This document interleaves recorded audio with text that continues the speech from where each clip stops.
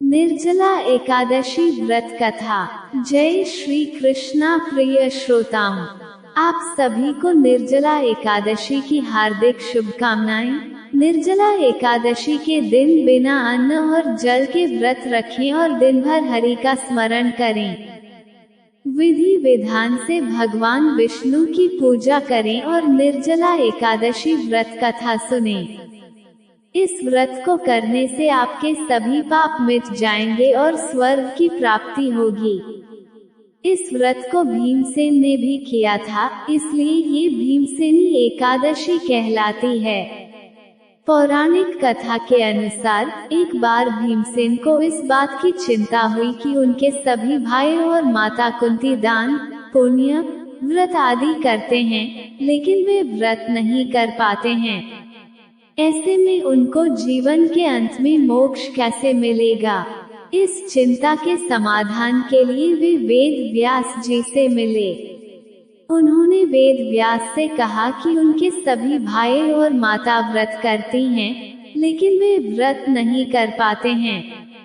व्रत रखने में सबसे बड़ी समस्या यह है कि वे बिना भोजन के नहीं रह सकते हैं। तब वेद व्यास जी ने भीमसेन से कहा कि यदि तुम स्वर्ग को अच्छा और नरक को बुरा जानते हो तो तुमको प्रत्येक माह की दोनों एकादशी का व्रत रखना होगा। उस दिन अन्न का सेवन नहीं करना होगा। इस पर भीमसेन ने कहा कि वे भूख बर्दाश्त नहीं कर सकते हैं। उनके पेट में वृक्क नामक आग है, जो भोजन करने से ही शांत होती है। इस वजह से उनको बार बार भोजन करना पड़ता है। इस वजह से वह व्रत नहीं रह सकते हैं। उन्होंने वेद व्यास जी से निवेदन किया कि आप कोई एक ऐसा व्रत बताएं, जिसे पूरे साल में केवल एक बार ही करना हो और उसके पुण्य प्रभाव से पाप मिट जाए, जीवन के अंत में स्वर्ग की प्राप्ति हो। इस पर वेद व्यास जी ने कहा कि हर माह में 2 एकादशी व्रत होते हैं। जो व्यक्ति साल के सभी एकादशी व्रत विधि पूर्वक करता है, उसे हरि कृपा से मोक्ष की प्राप्ति होती है।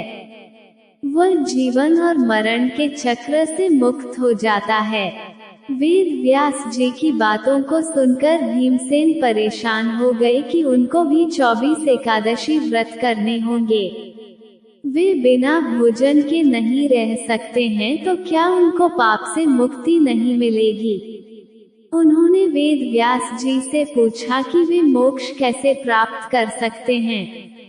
वे सभी एकादशी व्रत करने में सक्षम नहीं हैं। आप कोई एक ऐसा व्रत बताएं, जो साल में एक बार हो और उसे करने से मोक्ष मिल जाए।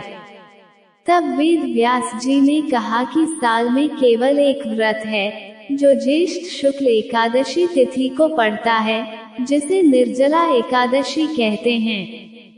इस व्रत में जल और अन्न का त्याग कर देते हैं।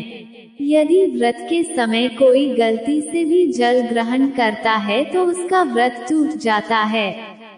इस एकादशी व्रत में सूर्योदय से लेकर द्वादशी के सूर्योदय तक उपवास रखना होता है। द्वादशी को दान पुण्य करने के बाद व्रत का पारण करना होता है। जो व्यक्ति यह व्रत करने में सफल होता है, उसे साल के सभी एकादशी व्रत का पुण्य प्राप्त होता है। उसके पाप मिट जाते हैं और मोक्ष मिल जाता है।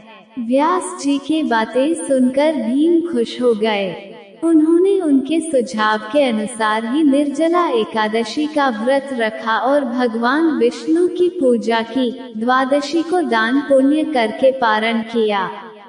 इस व्रत पुण्य से उनके सभी पाप खत्म हो गए और अंत में उनको स्वर्ग की प्राप्ति हुई। प्रिय श्रोताओं, ये थी आज की वीडियो। उम्मीद है आपको वीडियो पसंद आई होगी। वीडियो को लाइक जरूर कीजिएगा।